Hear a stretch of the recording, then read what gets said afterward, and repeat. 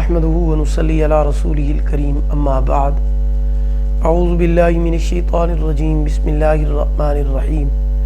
محترم سامعین کرام، السلام علیکم ورحمۃ اللہ وبرکاتہ۔ آج ہم بات کریں گے خواب میں قرض لینے یا قرض دینے کے حوالے سے۔ اس کی مختلف صورتیں ہیں اور ان کی مختلف تعبیریں ہیں۔ خواب میں قرضہ لینا ذلت اور توہین کی علامت ہے۔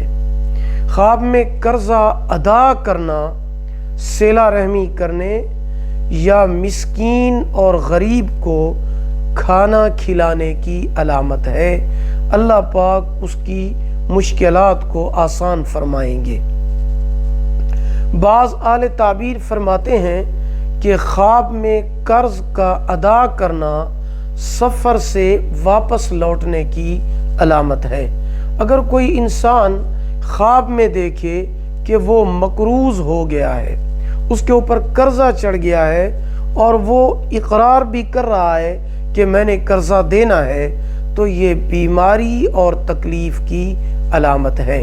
خواب میں قرضہ دینا دینے والے کے لیے صدقہ ہے اور لینے والے کے لیے محتاج ہونے کی علامت ہے۔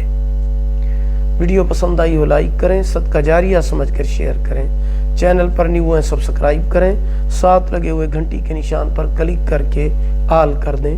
اللہ پاک آپ کے حامی و ناصر ہوں۔ آخر دعوانا ان الحمدللہ رب العالمین۔